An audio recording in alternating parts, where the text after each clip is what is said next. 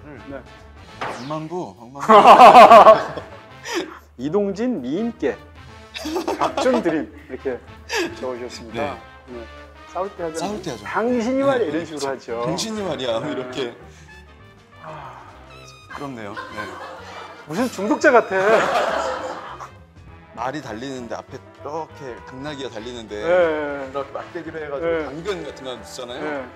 그래서 이렇게 보면서 뭔가 한번 보여주겠어 이런 마음으로 똘똘 뭉쳐져 있는 상황에서 이제 출간 작업을 하는데 그 제동을 걸어주신 분이 있었어요. 말씀하신 것처럼 어감도 다르고 네. 통닭이 더 시적인데. 네. 이 시는 사실 반쪽짜리 시인 거예요. 아 그래요? 네. 네. 그러니까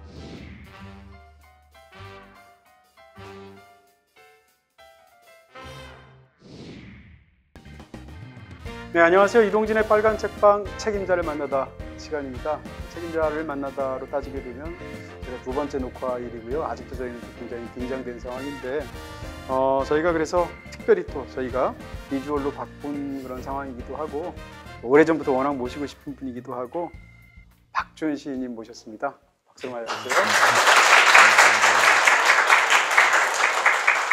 네, 박준 시인님께서 지난 겨울에 우리가 함께 장마를 볼 수도 있겠습니다. 이 책 출간하셨잖아요. 네. 네, 그리고 또 정말 많은 분들 좋아하셨던 당신의 이름을 지어다가 며칠은 먹었다의 첫 번째 시집, 이 두 권의 시집을 여태까지 상제하셨는데 네. 이 두 권을 가지고 저희가 네. 많은 이야기를 들을 수 있을 것 같습니다. 제가 친한 친구인 황인찬 시인이 이제 네, 나오셨죠. 빨간 책방에 나온 적이 있었잖아요. 네. 그때 방송하실 때 그 뒤에서 지켜봤어요. 그때 오셨었어요? 네네. 네. 맨 뒤에 지켜보면서 네. 저는 언제 불러주시지? 네. 네. 이런 생각을 했는데 네. 한 4년의 시간이 흐른 뒤에 네. 자, 박준 씨는 사실은 제가 이런저런 자리에서 여러 번 뵙기도 하고 시도 너무 좋지만 또 말씀도 너무 재미있게 잘하시고 이러셔서 사실 오늘 걱정이 하나도 없습니다. 네. 초반에 이런저런 변수들이 있는데 박준 시인께서 한번 나오시면 자리가 딱 잡히겠구나 이런 생각을 했습니다. 네. 걱정은 저만 하겠습니다. 여태까지 시집을 두 권 내셨죠? 네, 맞습니다. 네, 그리고 또 산문집도 네. 사실은 굉장히 많은 분들이 좋아하셔서 이거 보고 읽어야 됩니다. 왜냐하면 이제 글자 틀릴까봐 제목들이 맞아요. 다 길어서 네. 운다고 달라지는 일은 아무것도 없겠지만이라는 수편집도 많은 분들이 참 좋아하셨죠. 사실은 이렇게 정말 좋은 시들을 내셔서 책 자체가 많이 네. 팔리고 많은 사람들이 향유하고 그러는 것이 시라는 매체가 이렇게 쉽지는 않지 않습니까? 네, 어렵고요. 네. 시를 쓸 때도 이렇게 뭐 판매적이거나 어떤 확산력, 파급력이라는 것은 이 정도일지는 한 번도 상상하지 않고 시를 썼어요. 그래서 제가 예를 들면 첫 시집 내기 전에 네. 글 쓰는 친한 친구들한테 네. 나는 10,000부를 팔겠어 뭐 이런 얘기를 하면 네. 주변에서 진짜 크게 비웃었거든요. 근데 이거 뭐 10,000부를 팔겠다는 굳은 의지가 아니라 네. 그냥 약간 농담처럼 하는 말이었는데 네. 10,000부가 팔렸어요. 10,000부가 팔렸는데 만부가 11번 팔렸죠. 네. 11만 부가 팔렸으니까. 처음 10,000부가 팔렸을 때 그 자리에 있던 친구들이 저를 네. 야, 100,000부 네. 네. 그래서 저도 예상하지 못했고 아무도 예상하지 못했던 것 같습니다. 자, 말씀드린 대로 두 권의 시집이 나왔는데 저희가 지금 갖고 있는 건 약간 특별판식으로 나온 거고 이게 네, 이게 오리지널이죠? 오리지널 판형이고요. 네. 네. 그리고 이게 지난 겨울에 지난 내셨던 12월에 두 번째 네. 시집입니다. 박준 시인께서 저한테 사인을 해주셨습니다. 네. 그래서 이제 또 이게 유튜브만이 보여드릴 수 있는 어, 사인을 제가 읽어드리면 사인 내용이 이렇습니다. 미인의 얼굴에는 언제나 햇빛이 먼저 와 들고 하시면서 2017년 장마 끝에 이동진 미인께 박준 드림 이렇게 적어주셨습니다. 네. 네. 그 당시에도 뭐 이 시는 사실은 이 시집에서도 가장 많은 분들이 좋아하는 네. 시 중에 하나가 이제 꾀병에 나오는 네, 맞아요. 시이죠. 미인의 얼굴에는 언제나 햇볕이 먼저 들고 나는 그 볕을 만지는 게 그렇게 좋았다. 이게 이제 네. 그 문장의 전부인데요. 네. 그 제가 만나는 미인마다 네. 그런 문장을 적을 때가 있는 것 써주시는 같습니다. 거죠. 네. 네. 미인이란 말 잘 안 쓰지 않습니까? 사실 안 쓰는 말이기도 하고 네. 못 쓰는 말이기도 해요. 왜요? 네. 너무 많이 사용돼서. 아. 네. 그게 왜 네. 신중현 선생께서 저도 신중현 씨, 네. 딴다단다 이거지 한 않습니까? 번 보고 두 번 보고 잘 번 보고 그러니까요. 싶네. 네. 그게 이제 꽤 오랜 시간이 지났잖아요. 네. 저의 생물학적 나이보다 더 오랜 곡인데 네, 좀 자랑하시는 거죠. 아니에요. 네, 저는 그 전에 태어났습니다. 네. 근데 그때부터 네. 약간 전 사회적으로 미인이란 말을 어떤 여성의 미모를 평가하는 말로 쓰여 왔잖아요. 네. 굳어진 말을 쓰는 것이 거의 불가능한 이야기거든요. 근데 제가 쓸 수 있었던 것은 그러니까 굳어진 뜻이 아니라 굉장히 많이 나오거든요. 이 시집에. 그러니까요. 네. 미인이라는 그 시어가 들어가는 제목으로 들어가는 시도 여러 편이 있는 것 같고. 네, 미인처럼 잠드는 봄날 이런 시도 있고요. 맞아요. 그리고 또 하나 제가 못 쓰는 말을 쓴 게 네. 당신. 당신. 네. 근데 사실 지금의 당신의 쓰임은 그렇게 하지 않잖아요. 네. 싸울 때 하잖아요. 싸울 때 하죠. 당신이 말이야 네, 이런 식으로 그렇죠. 하죠. 당신이 말이야 네. 이렇게 가는 손가락이 건데 반드시 올라가야 됩니다. 네.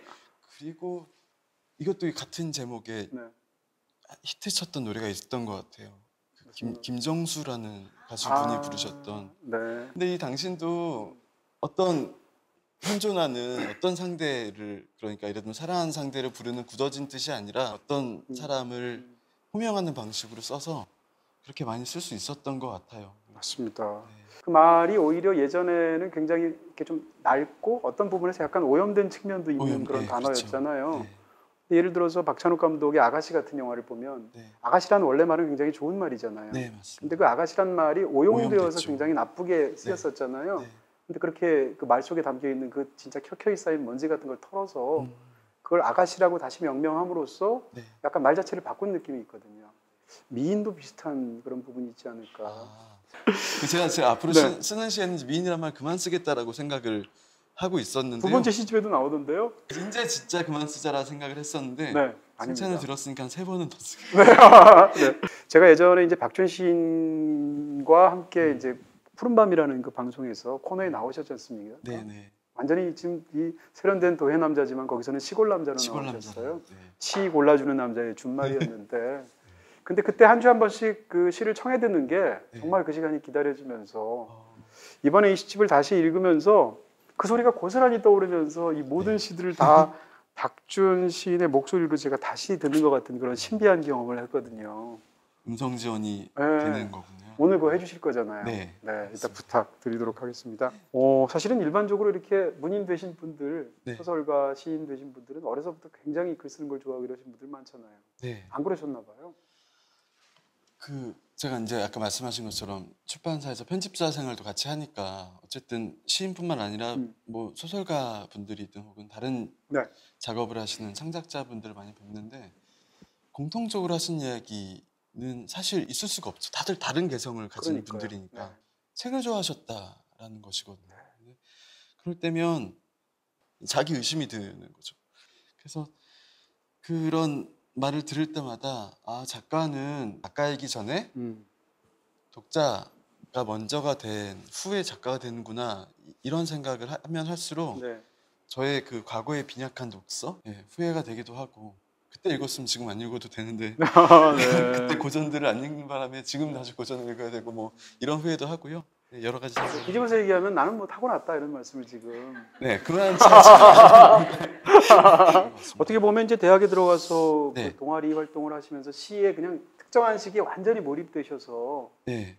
책을 30여 권씩 시집을 갖고 다니면서 네. 나누어 주셨다고요? 시집이 가볍고요. 네, 그러네요. 네. 그리고 제가 이제 거기 역에 있는 작은 서점에 환승역에 있는 서점인데 거기에 가보면 그 오래된 시집이든 혹은 헌 시집, 헌 책방이니까 한 500원 정도에 파셨던 것 같아요. 그래서 그거를 사는 건 또 큰 돈이 들지 않으니까 시집이다 싶으면 계속 샀던 것 같아요. 자, 이런 말씀을 해주셨는데 저희가 사실은 부탁을 좀 사전에 드렸습니다. 왜냐하면 시인들 또 소설가들 이런 분들에 대한 동경 같은 거를 사실은 오랜 세월 갖고 있어서 네. 과연 이런 분들은 글을 쓰실 때 네. 어떤 환경에서 네. 또 어떤 도구를 가지고 하실까 굉장히 궁금해서 한번 네. 가져와 달라고 부탁을 드렸어요.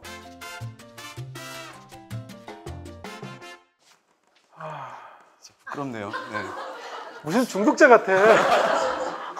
네. 네. 자, 제가 술을 일단 갖고 오신 거죠. 네. 네. 자, 이걸 네. 이게 시적인 도구를 제가 가져오십사 부탁드렸는데 이걸 아니 제가 무슨 네. 문진을 가져오거나 네네네. 벼루를 갖고 오고 싶지만 네. 그냥 진짜 진실되게 책상 위에 있는 실제로 물건을 그냥 가지고 왔어요. 그럼 이런 이 네. 싱글 몰트 위스키를 드시면서 시를 쓰신다는. 네. 술 먹고 시를 쓰진 못하는 것 같아요. 그러면 네. 네. 보상이에요. 보상. 네. 나 시 한 편 썼으니까 한 잔 마실 자격이 네, 있다. 네, 네. 왜 그냥 만화 같은 데 보면 네. 말이 달리는데 앞에 이렇게 당나귀가 달리는데 네. 이렇게 막대기로 해가지고 네. 당근 같은 거 넣잖아요. 네. 그래서 이렇게 보면서 마실 수 있어, 마실 수 있어. 이러면서 막. 빨리 써야 마실 수 있어. 뭐 예. 이렇게 약간 파블로프의 개처럼 네. 스스로의 보상을 계속 해주는 거죠. 네. 근데 다른 뭐 사치를 부리거나 다른 취미가 이렇게 또렷하지 않아서 그냥 제가 좋아하는 게 독주인데 좋아하는 거를 먼저 하면 해야 하는 것 물론 시쓰기도 당연히 좋지만 네. 시쓰기는 네. 이 두려움과 좋음이 같이 있는 것이고 네. 이 예를 들면 독주를 마시는 일은 좋음만 있는 것인데 네.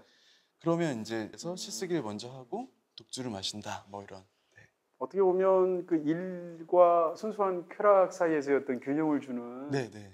근데 진짜 작가분들은 다르시다 싶어요. 저는 이럴 때 여기서 무슨 뭐 마이봄 이런 거 갖고 오는데 이 격이 너무 다르다는 생각이 들고요. 일단 네. 얘는 잠시 놓고 네, 네, 내려놓으시죠. 또 뭐 갖고 오신 거 있습니까? 네, 이거 하나만 갖고 오시지. 이게 있는데 뭐, 네. 안 이거 주셔도 돼요. 네. 돌 네.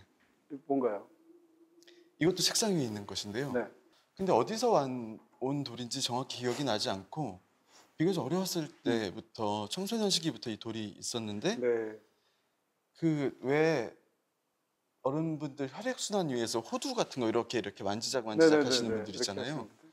계속 만지죠. 계속. 네. 네. 그것처럼 이게 뭐가 안 써지면 네. 제가 손에 이렇게 쥐고 있는 용도의 네. 가끔 세척을 합니다. 네. 아니 근데 네. 얼마나 많이 만지셨으면 네, 진짜 굴곡이 전혀 없고요. 네. 많은 의미부여를 하면 네. 제가 쓰는 것이든 앉아 있는 저든 저 스스로이든 이 돌보다 오래 가진 않을 것이다라는 생각을 당연히 하는 거죠. 자 일단 그 두 번의 시집을 상제하셨는데 이 중에서 첫 번째 시집 많은 분들이 좋아하신 저는 이제 특별판을 갖고 있는데요. 당신의 이름을 지어다가 며칠은 먹었다 이 시집인데 어디 다른 자리에서 이렇게 서술하신 거를 보니까 일단 이 시집은 이 많은 시들의 구성을 굉장히 신경 쓰셨다고. 아, 네. 첫 시집을 사실 낸다는 건 엄청난 일이지 않습니까? 네. 어떤 마음이셨나요 그 당시에? 저는 사실 시집을 빨리 내고 싶었어요. 이게 뭐 작가들이 대부분 자기가 원고를 완성하면 뭔가 이 결과물을 봐야지 다음 그러니까요. 작업으로 넘어갈 테니까 네. 나는 막상 이 시집에 해당하는 원고는 다 썼는데 이것이 이렇게 책으로 발간되지 않으면 끝났지만 끝나지 않는 듯한 느낌이 들어서 그래서 제가 약간 조급해 있었고 네. 제 욕심은 제가 빨리 이 뭐 문단 혹은 이 세계에 제가 쓴 이 결과물을 네. 보여주겠어. 네. 뭔가 한번 보여주겠어. 이런 마음으로 똘똘 뭉쳐져 있는 상황에서 이제 출간 작업을 하는데 그 제동을 걸어주신 분이 있었습니다. 그게 허수경 시인. 네, 이시죠. 맞아요. 이 시집에 발문을 네. 써주셨는데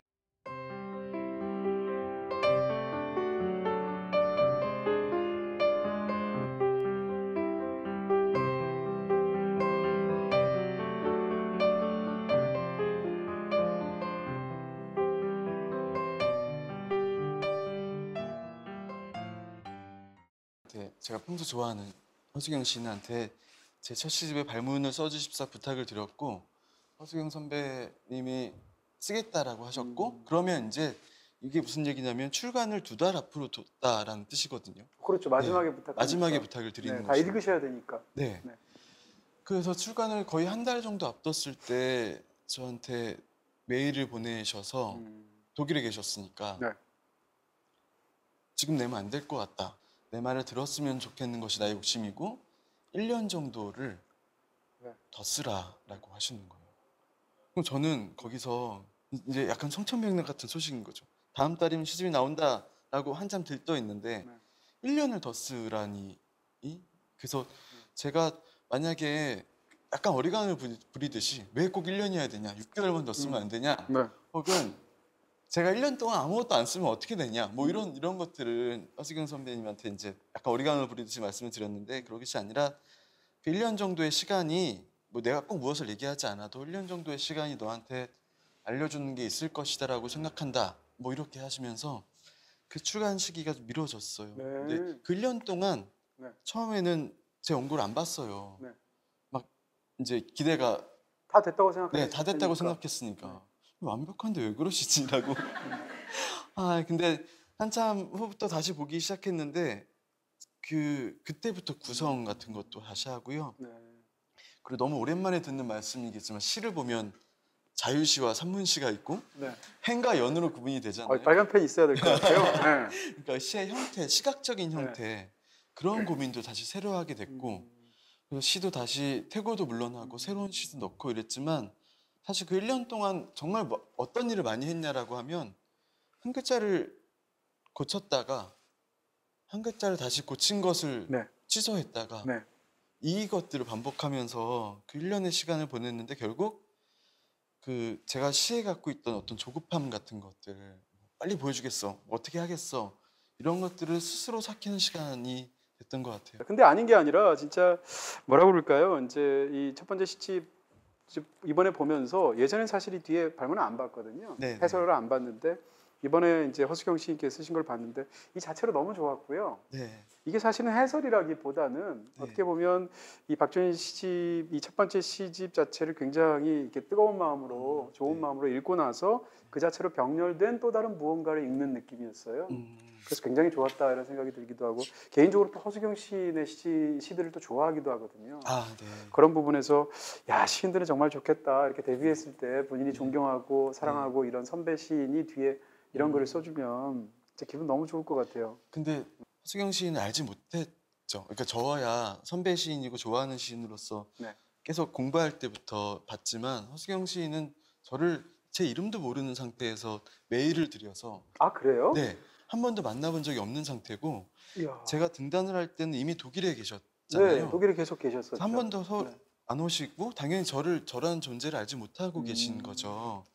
근데 그런 상황에서 써주신다는 것도 감사한데 그러니까요. 저한테 아까 말씀하셨잖아요. 1년을 더 쓰라라고.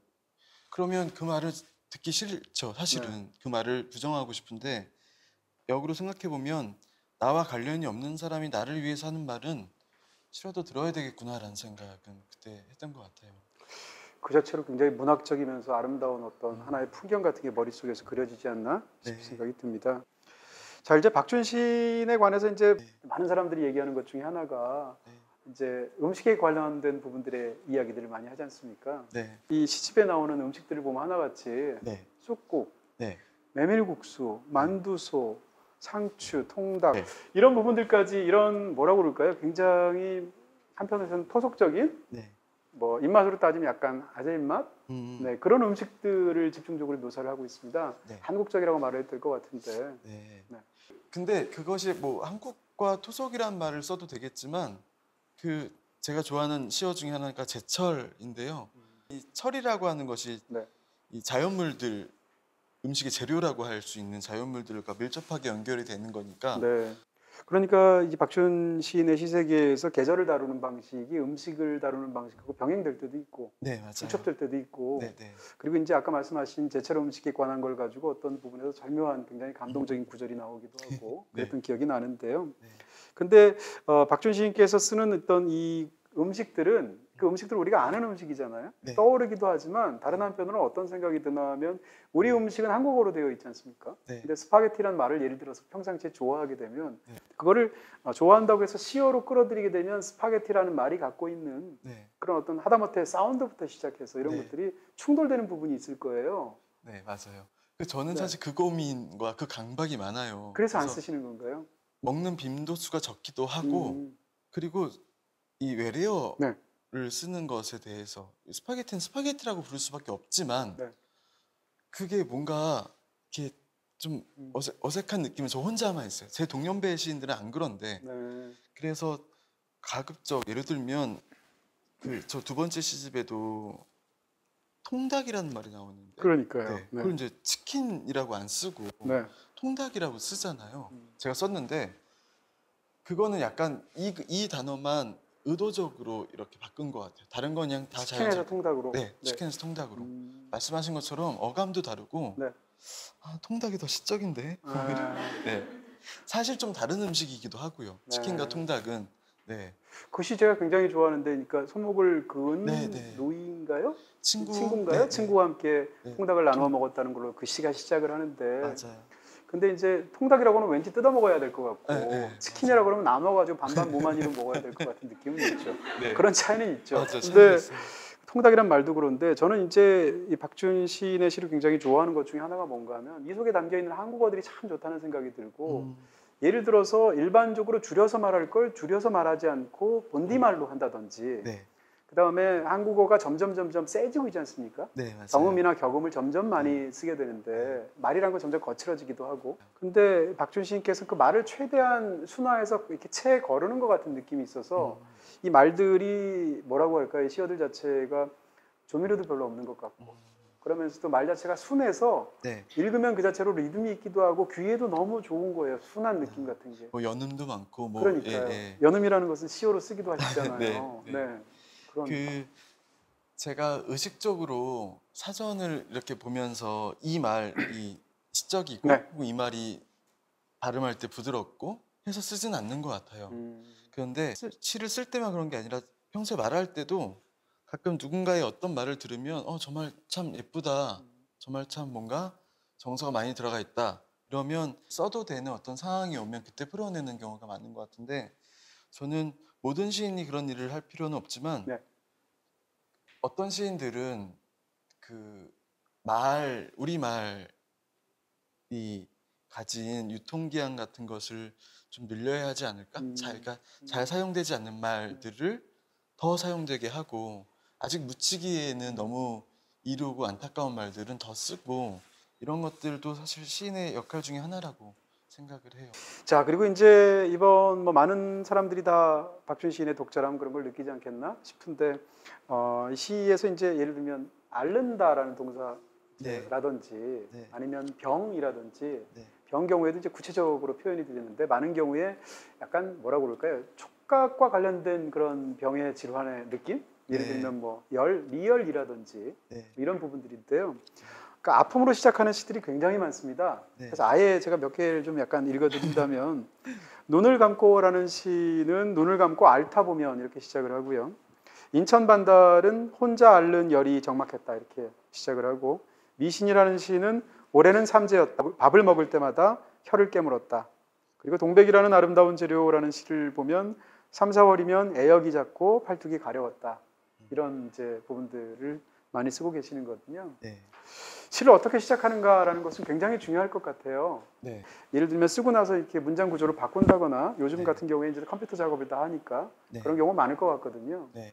근데 왠지 시는 중간부터 먼저 썼다가 그걸 순서를 바꿔서 위에 넣고 이렇게 잘 안 할 것 같고 맞아요. 처음에 어떻게 시작하는가가 굉장히 중요할 것 같거든요. 네. 제가 좋아하는 음악들이 뭐 네. 다양하겠지만 이 전주라고 해야 되나? 이 전주가 처음부터 꽝 시작하는 음악들에 비해서 네. 들을 때 말 때 소리가 시작되는 음악들을 저는 개인적으로 좋아하는 것 같아요. 네. 근데 제가 쓸 때, 시를 쓸 때, 글을 쓸 때 시작도 네. 뭐 가랑비에 어쩌는지 모른다 이런 것처럼 네. 아무것도 아닌 것으로 시작하거나 어떤 정적인 상태로 시작되는 것이 시를 시작해야 되겠다라는 생각들을 많이 하는 것 같아요. 네. 뭐 아주 좁은 방에 있거나 정적인 상태이거나 잠과 현실의 중간이거나 뭐 미열을 앓거나 네. 이렇게 네. 약간 뭉근한 상태이거나 어떤 강렬함이 없는 네. 그 상태에서여야만이 어떤 정서든 감정이든 어떤 이미지든 그것들이 시작되기에 가장 좋다 이런 강박 같은 것을 제가 스스로 갖고 있다고 생각을 합니다. 근데 이제 시에 등장하는 예를 들어서 이제 아버지라든지 이런 네. 부분에서는 이제 굉장히 중한 병을 앓으시는 경우도 많은데 네. 근데 이제 시적인 화자로 등장하는 사람이 이제 병을 앓고 있을 경우에 네. 그 병들은 많은 경우에 간헐적인 병이에요. 네. 다시 말하면 시간이 지나면 곧 나을 병. 네. 열이라고 하더라도 펄펄 끓어서 막 응급실에 가야 되는 열이 아니라 미열 정도, 네. 그다음에 기침 정도, 네. 그리고 이제 맞아요. 이것이 며칠이 지나면 낫다가 간헐적으로 이렇게 되는 병으로 시에서 이렇게 설정이 되어 있거든요. 네. 네. 이렇다면 사실은 그때의 그 병은 네. 고통이라기보다는 의례 같은 느낌이 있거든요. 네. 이런 것을 시에서 자주 쓰시는 어떤 그런 마음 같은 걸 여쭤보고 싶습니다. 제가 상상력이 그렇게 발달하지 않아서 그렇게 되면 실제 제가 그렇다는 것과 크게 다르지 않는 것인데 자주 아파요. 제가 여러분 보실 때 네. 요즘에 살도 찌고 그래서 비교적 건강해 보이시겠지만 네. 잔병이 많은 거죠. 네. 큰 병 없이 음. 뭐 편도나 인후나 네. 염증부터 시작해서 네. 뭐 면역계에 그 그냥 종합병원이시군요. 네. 종합병원이라기보다는 네. 내과에 동네 내과나 의원에 아, 자주 가야 되는 가정의학과. 네, 가정의학과. 네. 그렇게 말씀하신 것처럼 네. 중요한 어떤 질병이 아니라 이 가볍다고 볼 수 있는 어떤 네. 질환 같은 것들이 자주 있고요. 그리고 제가 약간 변태적인데 아플 때 좋아요. 이게 무슨 말이에요? 저만 그런가? 네. 다른 경험에 빗대어서 표현하면 술이 안 취하지도 않은 이 중간적인 단계 같고요. 그리고 잠이 완전히 깨지도 않았고 그래도 현실 인지가 돌아오지 않은 이 중간에, 그러니까 꿈을 꾸면서 왜 그런 소리를 거 들을 수 있죠. 있잖아요. 네네. 그런 가사 상태. 상태. 예. 네, 같은 느낌. 그래서 미열이 있거나 혹은 고열이 있으면 이게 현실 같기도 하고 음. 잠 같기도 하고 죽음 같기도 하고 그 상태가 나쁘지 않아요. 그게 다시 또 제가 시인이니까 시로 돌아오면 네. 일상을 살다가 시를 쓸 때 어떤 그 중간적인 경계가 있거든요. 네. 그 상태와 크게 다르지 않다. 그래서 음. 실제로 아플 때는 온전히 아파야 되는데 그때 시가 잘 써져요. 그 박준 시인의 시들을 보다 보면 네. 그 옆에 앉아 있는 사람이 있는 경우가 종종 있어요. 네. 그렇게 해서 이제 예를 들면 이 말을 짚어보고 뭐 내가 열이 더 나네 이런 또 화자도 있고 네. 뭐 이렇게 돼서 이제 여러 가지 경우들이 있게 되는데, 그러니까 이제 단순히 혼자 앓는 것도 굉장히 중요하지만 아픈 사람 옆에 누가 앉아 있다라는 사실도 중요하고 네. 경우에 따라서는 같이 앓는 것도 중요하게 느껴지는 것 같아요. 저한테 굉장히 인상적인 부분 중에 하나는 상대방에 대해서 우리의 사이는 같았으면 좋겠다라고 말하는 부분도 있거든요. 심지어는 세상을 떠나게 됐을 때 죽은 원인도 같기를 원하는 그런 부분들이 있게 되는데, 그러니까 단순한 그냥 병이 아니라 병을 같이 앓는다라는 것이 굉장히 중요한 것 같고, 그런 병이라는 게 이 시에서 굉장히 중요한 적극적인 의미를 갖고 있는 것처럼 저한테 들려서. 네, 맞아요. 그러면 알아봤으면, 제가 앓고 있으면 네. 혹은 누군가가 내 이마를 이렇게 짚어주면 네. 당연히 누군가가 앓을 때 저도 타인의 이마를 짚게 되는 거잖아요. 저는 사실 이제 그 고통이라는 것은 누구도 대신할 수 없는 측면이 있다고 생각하고, 네. 세상 모든 사람하고 구분되는 나라는 것을 어떻게 느낄 수 있을 것인가에 저는 가장 중요한 것 중에 하나가 고통처럼 느껴지는 부분이 있는 거예요. 네. 그랬을 때 이렇게 앓는 나, 다시 말해서 대신 알아줄 수 없는 나를 생각할 때 이게 고유한 나 같은 느낌이 있거든요. 그게 좀 슬프기도 한데, 근데 박준 시인의 시를 읽다 보면 그 반대적인 측면에 들어서 굉장히 흥미롭고 질문 드리고 싶은 부분이 있습니다. 병이라는 것을 물론 이제 은유적인 측면도 있을 수 있겠습니다만 대신 알아줄 수 있는 것 같은 것으로 생각하시는 부분이 있는 것 같고, 그게 어떻게 보면 시인의 사명처럼 생각하시는 부분도 있는 것 같아요. 예를 들면 이런 겁니다. 용산 가는 길이라는 시에서 내가 아파서 그대가 아프지 않았다라는 표현 같은 거. 그러니까 내가 아프다고 해서 상대가 안 아픈 건 아니잖아요. 논리적으로 따지면. 근데 내가 아파서 대신 아프기 때문에 그대가 아프지 않다라고 생각할 수 있는 것. 그 다음에 이제 이 첫 번째 시집의 맨 뒤에서 아마도 본인이 쓰신 것 같은데 스스로에 대해 이렇게 짧게 쓰신 걸 보면 문학을 잘 배우면 다른 이들에게 줄 수도 있다는 사실을 대학에서 알았다라는 표현이 있어요. 근데 이것도 저한테 굉장히 흥미롭게 느껴지는 게, 우리가 문학을 잘 배우면 다른 사람에게 나눠줄 수 있다고는 생각하는데 줄 수 있다는 것은 이전해 준다는 얘기잖아요. 그런 부분에서 문학을 잘 배워서 문학을 통해서 누구에게가 이렇게 줄 수 있다는 거, 병을 내가 대신 앓으면 다른 사람은 안 아플 수도 있다는 거, 그런 의미에서 어떻게 보면 시인의 위치에 대해서 굉장히 저한테는 감동적으로 느껴지는 부분이 있는데요. 저도 사실 뭐 도서관에서 책을 읽을 때 제가 갖게 되는 것이죠. 작가가 누구든 간에. 그래서 어떤 좋은 문학 같은 것은 작가에서 출발하지만 어떤 공공재의 성격이 있다라고, 뭐 문학뿐만 아니라 모든 예술들이 그렇겠지만, 그래서 그런 의미에서 잘 배우면 누구에게 줄 수 있다라고 얘기를 한 것 같고요. 그리고 그 시를 쓰는 작동 원리가 사실은 가장 중요한 혹은 전통적인 시의 방법이 비유라면, A는 B 같아라고 생각하는 것이라면, 혹은 뭐 전통 서정시에는 나를 대상에 이입을 하잖아요. 감정을. 그게 사실 어떻게 보면 되어보기인데, 나를 벗어날 수 없는 나지만 이 벗어날 수 없는 한계를 무릅쓰고 저것이 되어보자라는 행위가 시를 발생하게 하는 어떤 운동일 때 네. 그건 시의 기법뿐만 아니라 시인의 역할도 아까 그런 것이 아닐까 이런 생각을 했어요. 그러니까 내가 온전히 아플 수는 없지만 같이 아파보자라고 하거나 혹은 타인의 아픔을 이렇게 내 것으로 들여서 이 방향이 양방향으로 어떤 감정이 오고 가는 것이 시인이 해야 하는 일이 아닐까라고 저는 생각을 네. 했습니다. 과연 그래서 그런 부분이 확실히 있구나라는 생각이 들고요. 네. 그 박준 시인께서 그리는 시의 세계를 이렇게 저희가 그 시각적으로 제가 한번 상상해 보면 기본적으로 이제 사람들은 다 외로운 것 같고 네. 혼자 있고 다 외로운 사람들이 있는데 근데 서로 혼자 외로운 두 사람 사이에서 편지를 주고받을 수도 있고 전화를 할 수도 있고 대화를 할 수도 있는데 이 두 명의 외로운 사람들 사이에서 너도 외롭지라고 말하는 순간 외로움이 상당 부분 없어지는 거예요. 네. 그런 어떤 세상을 꿈꾸시는 게 아닌가 음, 이런 생각이 들기도 하고요. 네. 뭐 그런 말이 나와요. 가을의 말 같은 시에서 그런 거 네. 쓰셨잖아요. 혼자가 둘이지 그러면 외로운 게 아니다라고 하는데 네. 자칫 보면 말장난처럼 혼자인 존재들이 여럿이면 다 개별적 혼자지만 그 뒤에 어떤 뭉근하게 네. 정서나 감정으로 연결되어 있는 이것들까지 생각해 보면 네. 혼자가 여럿이 와서 그러면 외로운 게 아니다 이런 생각도 당연히 혼자였을 때 하게 되는 것이죠. 네. 근데 그거를 뭐라 그럴까요? 이렇게 둘 사이에서 사실은 그냥 시인의 눈이 아니면 비슷하다고 볼 수 없는 것들을 네. 기어이 찾아내신다 그럴까? 네. 그런 부분에서 이게 굉장히 적극적인 행위라는 생각이 드는 거예요. 예를 네. 들어서 이제 표현을 제가 본다면 인천 반달이라는 시를 보면 이제 서로 이제 편지를 주고받는 사이죠. 네. 네. 근데 이것도 이제 우리 같으면 편팔이라고 할 것 같은데 수간이라는 표현을 네. 쓰세요. 너무 멋지게. 근데 우리 집 바람에 떠오는 철문 소리랑 네. 저쪽에서는 이제 약간 그 섬유산업 쪽에 공사하는 사람이잖아요. 그러니까 맞아요. 재봉틀을 돌리면서 나는 소리가 네. 비슷할 리가 없잖아요. 비슷할 리가 없죠. 네. 네. 근데 그것을 기어이 비슷하게 보는 어떤 화자가 있는 거잖아요.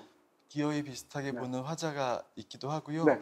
비슷하지 않음을 알면서도 이런 말밖에 할 수 없는데 그럼 그 말조차 하지 않는 것이 아니라 기어이 그 말을 하고 와야만은 그러니까 비슷하지 않을 거 알아요. 그러니까 이 말이 실없는 말일 것을 너무나 잘 아는데 이 말을 하지 않는 것보다는 실없는 말이라도 해서 상대가 제 실없는 말에 웃거나 혹은 아 그렇지 않아라고 얘기하거나 이런 아주 일상적인 장면을 이어나가는데 애를 쓰는 것의 한 장면 같아요. 그게 이제 뭐 가을의 제사 같은 시를 보면 둘이 함께 신어도 좋았을 어떤 촘촘한 수의 양말이 되기도 하고 네. 혹은 우리는 같이 살아야 같이 죽을 수도 있다는 간단한 사실을 상기시키는 어떤 광장의 한 구절이 떠오르기도 하고 네. 이런 부분들이 이제 이 작품들 속에서 시 속에서 계속 저 같은 사람한테 드러납니다. 네. 근데 이렇게 함께 누군가랑 뭘 한다는 것이 행위가 이 시에서 굉장히 중요하게 묘사를 하시는데 네. 그런 함께 하는 것 중에 가장 중요한 것으로 생각하시는 게 밥인 것 같아요. 네. 그래서 음식을 함께 나눈다는 것이 갖고 있는 어떤 그 자체가 갖고 있는 어떤 장엄함 같은 게 있고 네. 한편으로는 굉장히 고단함 같은 것도 있을 텐데 이 밥을 같이 먹는 행위 자체를 여러 시에서 굉장히 감동적으로 드셨어요. 네. 저는 이렇게 제가 살아온 네. 삶들을 이렇게 뒤돌아보면 뭐 왜 뒤돌아보냐라고 하면 사실 명확한 까닭은 없지만 네. 어쨌든 뒤돌아보면 아주 중대한 사건들이 있잖아요. 살아오면서 제가 겪었던 그 중대한 사건들을 한 번씩 떠올려 봐요. 네. 진짜 할 일이 없을 때 5살에 물에 빠질 뻔함, 물에 빠져서 죽을 뻔함부터 시작해서 7살에 길을 잃고 버스를 잘못 타서 잠실에서부터 혼자 지구까지 찾아온 뭐 이런 절대 안 잊혀지죠 그런 경우. 네. 네. 그리고 이제 약간 즐거웠던 일들도 있고 나이를 먹을수록 이 중대한 일이라는 것이 더 중대해진단 말이에요. 혹은 그 나이를 먹을수록 슬픈 일이라는 것도 더 슬퍼지는 이 절대적으로 더 슬퍼지는 일이 더 생기고 네. 그래서 그런 일들을 쭉 정리를 해봐요. 이 타임라인을 그려본다고 할까요? 그런데 이 적을 수 있는 날들이 그렇게 생각보다 많지 않습니다. 한 100개를 적으면 생각이 안 나요. 100일 된 아이도 아닌데 100개 이상을 적는 것이 굉장히 힘든 것이죠. 근데 분명히 저한테만 있는 일이라고 생각하진 않아요. 이게 수많은 경험들과 수많은 날들을 보내왔지만 네. 막상 떠올려서 내가 기록할 만한 어떤 하루를 적어본다면 그렇게 많지 않은 거죠. 네. 근데 그 사소하다는 말은 아주 불행하게도 나쁜 일이 생기지 않았다는 것 그리고 안타깝게도 아무런 좋은 일도 생기지 않았다는 거. 예를 들면 좋은 일이 생겨도 기록할 만한 날로 그러겠죠. 남으니까 절대적으로 양이 더 많죠. 이 사소한 날들의 양이. 그러면 이 사소한 날들을만 떼어놓고 보자고요. 나머지 이제 절대적으로 힘들거나 슬펐던 일 혹은 기뻤던 일은 다 배제하고 네. 사소한 일을 놓고 봤을 때 네. 가장 큰 일은 무엇이었나? 이 사소한 일들 중에. 그게 그럼 밥 먹는 밥이군요. 일 같아요.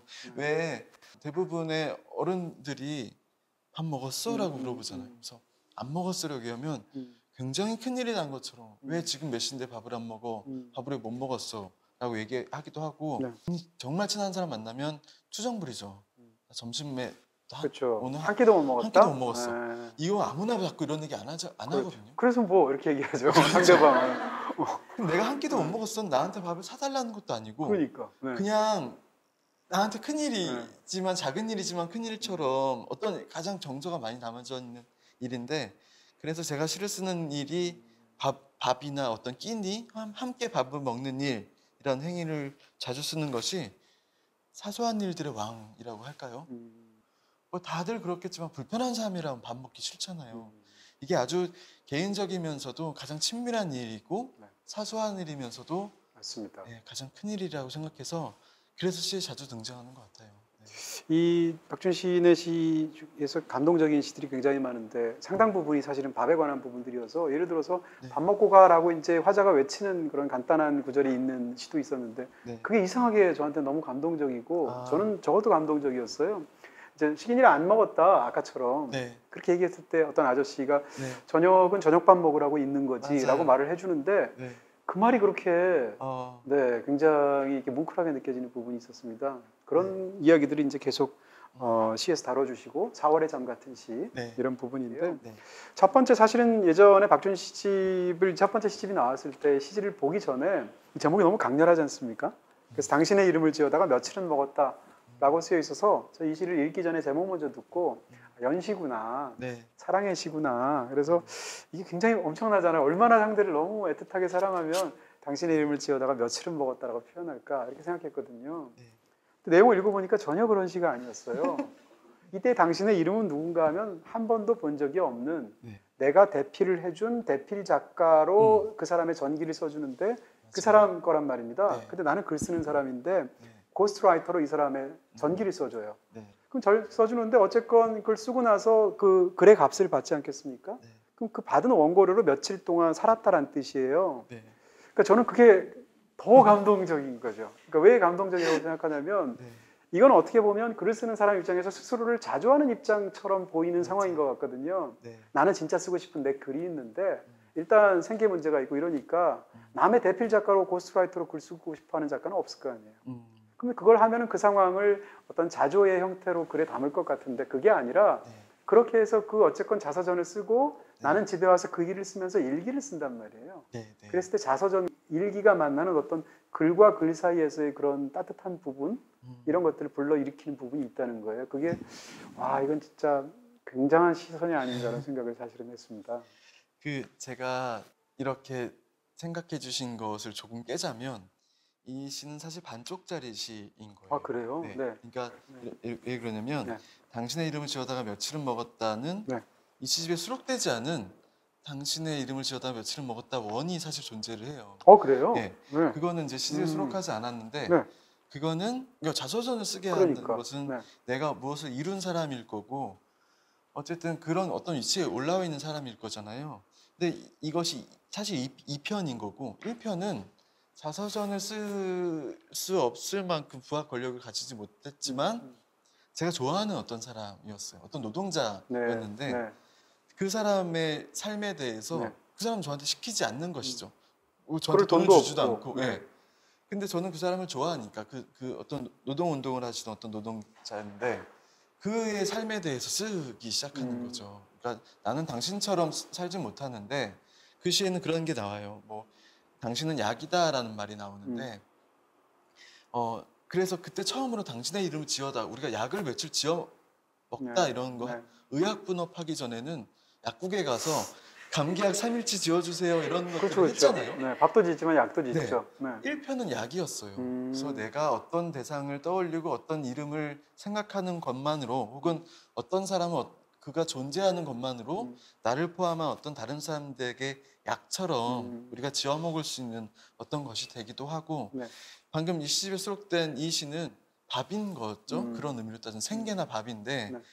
그 와중에서도 어쨌든 이 글과 글이 만나는 것은 아름다워야 한다라는 그렇죠. 어떤 강박 네. 혹은 그런 생각 같은 것으로 썼던 거라 그 시도 보고 싶네요. 네, 그 시는 조금 좀 더 날것이어서 네. 시집에 넣지 못했어요. 지금 말씀해 주신 것처럼 마지막에 당신의 이름을 지어다가 며칠은 먹었다의 마지막을 제가 읽어드리면 우리는 그러지 못했지만 모든 글의 만남은 언제나 아름다워야 한다는 마음이었다. 네. 이런 부분인데 사실은 이렇게 그 대피를 하면서도 네. 아름다운 마음만 있을 수는 없잖아요. 맞아요. 왜 이렇게 살지? 그러니까요. 이러면 안 되는데 뭐 이런 생각이 들죠. 그럼에도 불구하고 모든 글의 만남에 담겨 있어야 하는 어떤 아름다움을 보는 어떤 시선 같은 것일 텐데 그런 부분에서 큰 감동이 있지 않았나 싶은 생각까지 드립니다. 자, 이제는 박준 시인의 정말 한번 들으시면 이제부터 이 모든 시들이 다 귀에 들리는 기적이 생깁니다. 한번 낭독을 청해 듣도록 하겠습니다. 제가 사실은 여기 오기 직전에 제가 굉장히 좋아하는 시들이 있는데 이 시를 낭독해 주셔도 좋고 아니면 골라 주셔도 된다라고 했는데 그 시를 낭독해 주셨다고 그래가지고 저는 굉장히 기분 좋은 상황이고요. 그 변명을 먼저 하자면 네. 제가 사실 낭독하기 좋아하는 시들이 이 첫 시집에 꽤 많은데 네. 이 시는 읽어본 적은 없어요. 그 제가 쓰는 다른 시들에 비해서 비교적 의미가 겉으로 드러난 시라서 제가 잘 읽지 않는 시인데 읽겠습니다. 오늘의 식단이라는 시고요. 제 첫 시집 당신의 이름을 지어다가 며칠은 먹었다에 수록된 시입니다. 오늘의 식단 영에게 나는 오늘 너를 화구에 밀어넣고 벽제의 긴 언덕을 내려와 산 사람은 살아야 하지 않겠냐며 말을 건네는 친구에게 답 대신 근처 식당가로 차를 돌린 나는 오늘 알았다. 기억은 간판들처럼 나를 멀리 데려가는 것이었고 울음에는 숨이 들어 있었다. 사람의 울음을 슬프게 하는 것은 통곡이 아니라 곡과 곡 사이 급하게 들이마시며 내는 숨의 소리였다. 너는 오늘 내가 밀어넣었던 양평 해장국 빛이라서 아니면 우리가 시켜 먹던 할머니 보쌈이나 유천 칡냉면 같은 색이라서 그걸 색이라고 불러도 될까 망설이는 사이에 내 짧은 이름처럼 누워 울고 싶은 오늘 달게 자고 일어난 아침 너에게 받은 생일상을 생각하다 이건 미역국이고 이건 건새우 볶음 이건 참치 계란 부침이야. 오늘 이 쌀밥은 뼈처럼 희고 김치는 중국산이라 망자의 모발을 마당에 심고 이듬해 봄을 기다린다는 중국의 어느 소수민족을 생각하는 오늘 바람은 바람이어서 조금 애매한 바람이 될 때까지 불어서 추운 새들이 아무 나무에나 집을 지을 것 같지는 않은 나는 오늘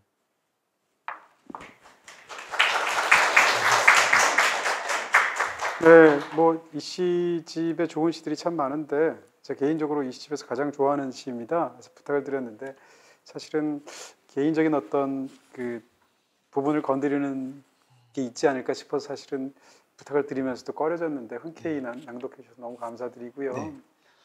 정말 그 울음에서 사람을 슬프게 만드는 게 울음소리가 아니라 중간중간 숨을 쉬게 해서 꺽꺽대는 소리가 진짜 슬프다는 게 어떻게 생각하면 슬픈 게 죽음이 아니라 삶이라는 얘기잖아요.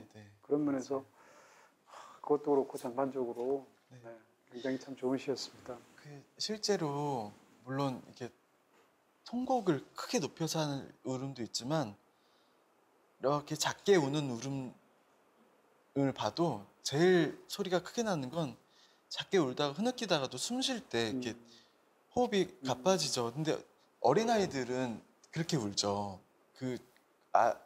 아시겠죠? 그 어린아이들은 울면 언제 내가 숨을 쉬어야 되는지 모르니까 이렇게 이렇게 말씀하시면 꺽꺽 소리를 내면서 숨을 쉬면서 울잖아요. 숨이 넘어갈 듯하게. 근데 그런 호흡법을 잊고 살다가 큰 슬픔이 오면 다시 아이처럼 울게 되는 것 같습니다. 어떤 사람이든. 네. 네. 이게 숨을 쉬고 있는 내가 미우기도 하거든요. 미워지기도 하거든요. 뭐 그런 슬픔의 순간에 썼던 시인데 사실 어떤 감정이 특히 슬픔이라는 감정이 이 시집에 많지만 너무 강렬했던 시를 안 써요. 예, 시를 쓸 겨를도 없고 시를 써야 되겠다는 생각도 당연히 들지 않는데 이 시는 비교적 가장 제가 겪은 슬픔의 온도가 가장 높을 때 썼던 시였어요. 그래서 횡설수설을 하고 있습니다. 아유. 해장국집에 갔다가 급사를 하다가 네. 그러고 있어요.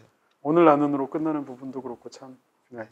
멋진 시간이야. 멋지다는 말이 또 하기가 죄송스러울 정도인데 네, 그런 부분이 있었고요. 박준 시인님 감사하고요. 다음 주에 뵙도록 하겠습니다. 고맙습니다. 고맙습니다.